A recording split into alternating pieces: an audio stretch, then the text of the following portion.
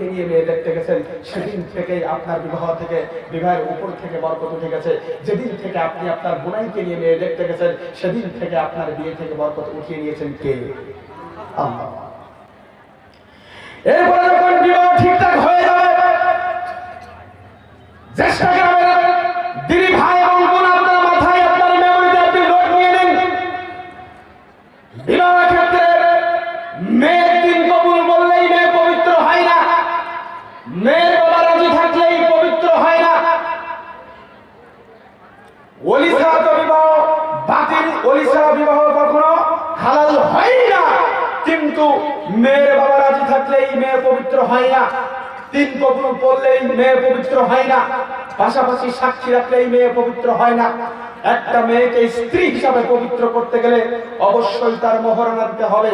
দিদি বোন, তোমার এই শরীরের মূল্য রয়েছে, তোমার লজ্জা স্থানের মূল্য রয়েছে। আল্লাহ রাসূল সাল্লাল্লাহু আলাইহি ওয়াসাল্লাম যুবকদেরকে লক্ষ্য করে বললেন, যুবকরা তোমরা শোনো, তোমরা মহরানা দিয়ে তোমাদের স্ত্রীদের লজ্জা স্থান হালাল করো। তোমরা মহরানা দিয়ে তোমাদের স্ত্রীদের লজ্জা স্থান তোমরা হালাল করো। আর আপনি বিবাহ করেছেন 20, 30, 40, 50 বছর, 60, 70 বছরেও এমন অনেক পুরুষ এখানে আছে, অনেক দাদা চাচারা আছে যারা এখন পর্যন্ত তাদের স্ত্রীদের মোহর বুঝিয়ে দেয়নি। শোনো, তোমার স্ত্রীর হক, তোমার স্ত্রীর দাবি, তোমার স্ত্রীর রবের পক্ষ থেকে অধিকার, তোমার মোহরানাটাকে ফিরিয়ে দিতে হবে, মাপ চাওয়া যাবে না। আমাদের সমাজে এমন অনেক পাগলাটে যুবক রয়েছে যে তারা ক্ষমা চাইছে, আমাকে ক্ষমা করে দেবো, ক্ষমা চলবে না। আপনি ভিখারি, ভিক্ষা করে হলেও স্ত্রীর মোহরানা ফিরিয়ে দিতে হবে। যেদিন তুমি তার মোহরানা ফিরিয়ে দেওই, সেদিন তুমি তার হক নষ্ট করেছো। যেদিন তুমি তার মোহরানা ফিরিয়ে দেওই, সেদিন তুমি স্ত্রীর হক নষ্ট করেছো। স্ত্রীর হক, স্ত্রীর দাবি, স্ত্রীর লজ্জা স্থানের বিনিময়ে তাকে তার মোহরানা ফিরিয়ে দিতে হবে।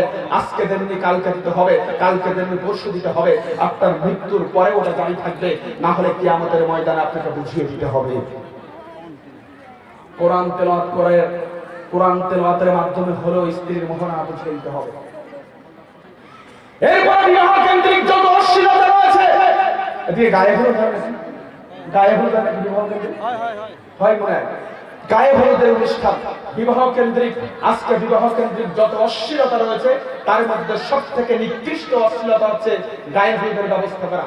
আরে আশ্চর্য ব্যাপার, যেই মেয়েটা কোনোদিন সে মানুষের সামনে যায়নি, পাড়া প্রতিবেশীর যুবকদের সামনে সে কোনোদিন যায়নি, এই মেয়েটাকে গায়ে হলুদের নামে, এই অশ্লীল কর্মকাণ্ডের নামে একটা মেয়েকে বাড়ি থেকে বের করে এনে উঠানের উপরে, পিঁড়ির উপরে তাকে দাঁড় করিয়ে রেখে, আমাদের ওদেশের একটা কালচার আপনাকে বলতেছি, পিঁড়ি ছিলেন তো, যে যার উপরে মা চাচিরা বসে থাকে, এই পিঁড়ির উপরে মেয়েটাকে বসিয়ে পিঁড়ের চার কোনায় 4টা পেড়া, পেড়ার 4 কোনায় 4টা পান পাতা পুঁতে রেখে গ্রামের মা চাচিরা কোলা, ধান ধানা যে কোলা, এই কোলার উপরে বিভিন্ন গোলাপ ফুল, রক্ত জবা ফুল, জবা ফুল আর দুবলা ঘাস দিয়ে এই মেয়ের চতুর্পাশে ঘুরে ঘুরে বলে যে শাড়ি আনছেন দোলাভাই যান, শাড়ি আনছেন দোলাভাই যান, সেই শাড়িতে সুতা নাই, আজ বুঝি বুবু জানের সাজন নাই।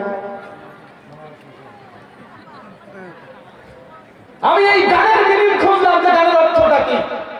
বলছে শাড়ি আনছেন দোলাভাই যান, ভালো কথা, সেই শাড়িতে সুতা নাই। আমাকে সাহেব বলুন, যেই শাড়িতে সুতা নাই সেটা শাড়ি হয় কিভাবে? আর শাড়ি যদি না হয় তো সাজন তো হবে না, এটাই স্বাভাবিক কথা। কিন্তু এখন যুবকরা গায়ে হলুদের এই গান পাল্টে ফেলেছে। তারা বলছে যে খালি মাঠে বালুর চরে সামিয়ানা টাঙাইছে, আজ বেউলার বিয়া হবে না, সারাদিন আজ বেউলার বিয়া হবে না। এটা এদেশে আছে কিনা জানি না, ওদেশে খুব ভালো চলে যে আজ বেউলার বিয়া হবে না। আমি তো আশ্চর্য হয়ে গেলাম। আমি একটা জায়গায় গেলাম প্রোগ্রাম করতে, খুতবা দিতে। তো শুক্রবারে ম্যাক্সিমাম সময় বিয়ে হয়, বিয়ে শাদী করে শুক্রবার কেন্দ্রিক হয়। তো একটা জায়গায় বাস বাজতেছে, আর কিছুক্ষণ পর পর ওই শব্দ আসতেছে, বলছে আজ বেউলার বিয়া হবে রে, বলছে আজ বেউলার বিয়ে হয়। আশ্চর্য হয়ে গেলাম যে যার বিয়ে হচ্ছে তার নাম কি বেউলা, কিন্তু পরবর্তীতে শুনলাম যে বেউলা একটা মেয়ে। পরিহার করতে হবে। মানুষ যখন ভাত খায়, ভাতের উপরে একটা বরকত আসে। মানুষ যখন নতুন চাকরি করতে যায়, চাকরির উপরে একটা বরকত আসে। মানুষ যখন ব্যবসা করতে যায়, ব্যবসার উপরে একটা বরকত আসে। মানুষ যখন চাষাবাদ করতে যায়, চাষাবাদের উপরে একটা বরকত আসে। মানুষ যখন নতুন বিবাহ শাদী করতে যায়, তখন ওই নতুন বিবাহ শাদীর উপরে, নতুন দম্পতির উপরে একটা বরকত আল্লাহ সুবহানাহু ওয়া তাআলা নাযিল করে।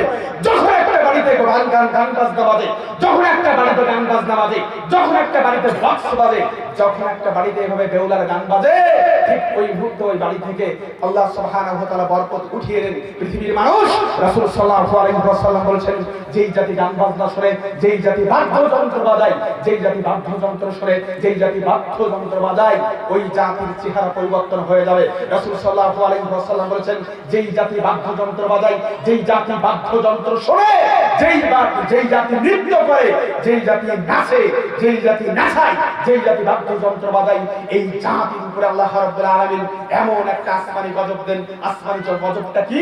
এই ভূমিধস দেন, ভূমিকম্পন হয়, ভূমিধস হয়, আল্লাহ রাব্বুল আলামিন ওই জাতির ভূমির স্তর সরিয়ে দেন। পৃথিবীর মানুষ, সুতরাং বিবাহ কেন্দ্রিক এই অশ্লীলতা তোমাকে পরিহার করতে হবে।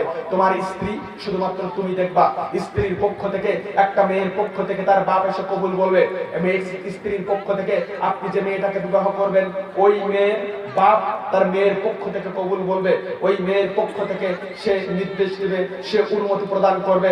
স্ত্রীকে আপনার মানুষের সামনে আনার প্রয়োজন নেই, স্ত্রীকে সাক্ষীদের সামনে আনার প্রয়োজন নেই, স্ত্রীকে উকিলের সামনে আনার প্রয়োজন নেই, স্ত্রীকে ঘটকের সামনে আনার প্রয়োজন নেই, স্ত্রীকে কাজীর সামনে আনার প্রয়োজন নেই। এভাবে যখন বিয়ে হয়ে যাবে, নতুন যখন বাসর চলবে, ঠিক সেই মুহূর্তে আল্লাহ রাসূল সাল্লাল্লাহু আলাইহি ওয়াসাল্লামের বিধান অনুযায়ী ওই স্ত্রীকে বাড়িতে নিয়ে এসে বাসর হবে।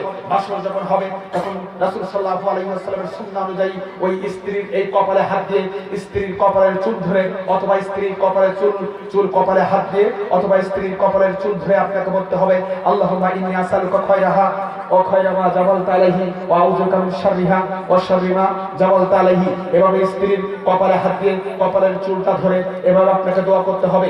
এরপরে যখন সময় আসবে, আপনি 2 রাকাত সালাত আদায় করে নেবেন, স্ত্রী শুকরিয়া স্বরূপ 2 রাকাত সালাত আদায় করবেন।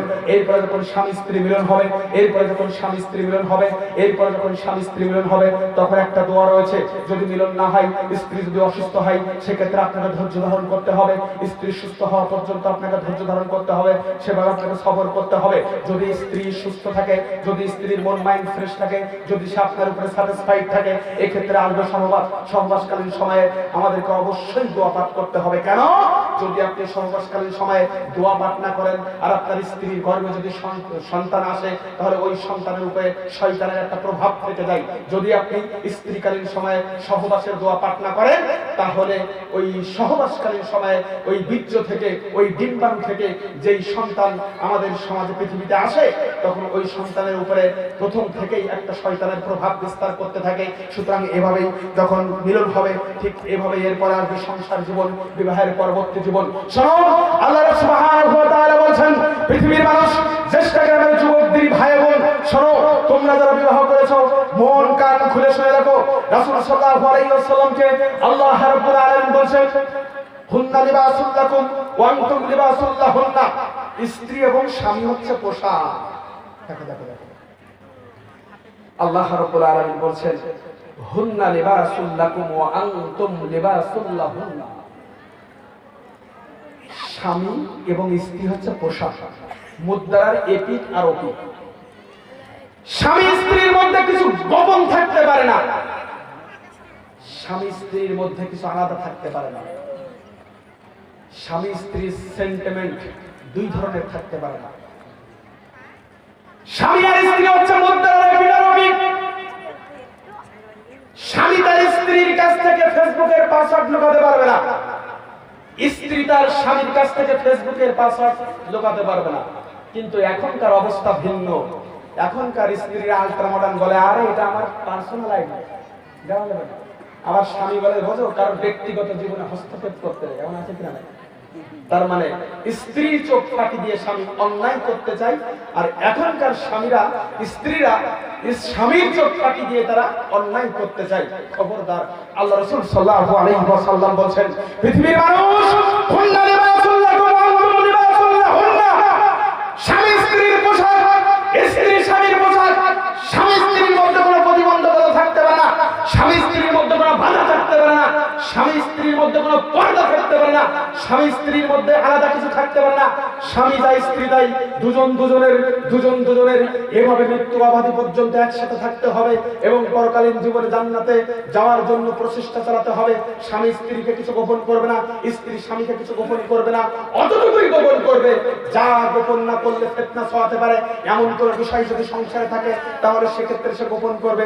তাছাড়া দুজন দুজনের উপরে থাকবে এবং দুজন দুজনের হক সুন্দরভাবে আদায় করবে। রাসূল সাল্লাল্লাহু আলাইহি ওয়াসাল্লাম বলেছেন, ওয়ালা হুন্না মিসলুল্লাহি আলাইহিন্না বিল মারুফ ওয়ালা হুন্না মিসলুল্লাহি আলাইহিন্না বিল মারুফ।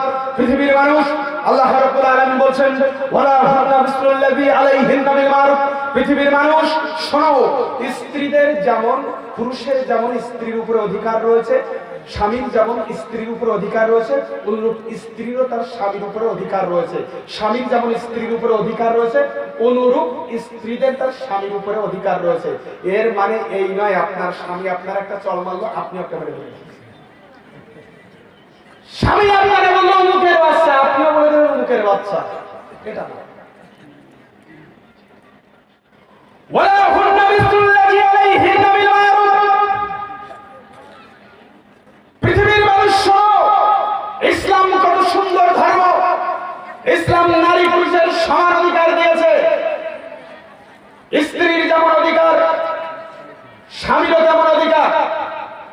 স্বামী অসুস্থ হলে স্ত্রী স্বামীকে খেদমত করবে, স্ত্রী অসুস্থ হলে স্ত্রী স্বামীকে খেদমত করবে, স্বামী অসুস্থ হলে স্ত্রী স্বামীকে খেদমত করবে, একে অপরকে খেদমত করবে। যখন কখনো সময় এমনটা যদি হয় যে মাথা ব্যথা করতেছে, স্ত্রীর মাথা ব্যথা করতেছে, আমরা স্বামী যারা আছি আমরা মনে করি স্ত্রীরা আমাদের গা টিপে দেবে, স্ত্রীরা আমাদের মাথা টিপে দেবে, স্ত্রীরা আমাদের খেদমত করবে, স্ত্রীরা আমাদের পানি গরম করে দিবে, স্ত্রীরা আমাদের পানি বহন করে দিবে। এটা তাদের দায়িত্ব এমনটি নয়, বরং আপনার স্ত্রী যদি অসুস্থ থাকে স্ত্রীর পানি বহন করে দিতে হবে, স্ত্রী যদি অসুস্থ থাকে স্ত্রীর পানি গরম করে দিতে হবে, স্ত্রীর যদি মাথা ব্যথা করে স্ত্রীর মাথা টিপে দিতে হবে, স্ত্রীরও খেদমত করতে হবে। কিন্তু মা বোন, আমি আপনাকে বলি, আপনি স্বামী স্ত্রী একে অপরের সমান অধিকার মানে এটা মনে করিয়েন না আপনি আপনার স্বামীর উপরে স্ট্রিম রোলার চালাবে। আল্লাহ সুবহানাহু ওয়া তাআলা এর পরের অংশে বলছেন, ওয়ার রিজালি আলাইহিন্না দারাজা। কিন্তু স্বামীদের কিছুটা মর্যাদা আছে, বুঝতে পারলেন? এখানে কিন্তু ধরা খেয়ে গেছে। স্বামীদের কিছুটা মর্যাদা রয়েছে। তোমার স্বামী অন্যায় করলে তোমাকে সাময়িক প্রহার করতে পারে, এটা বাবার বাড়িতে নালিশ করলে হবে না।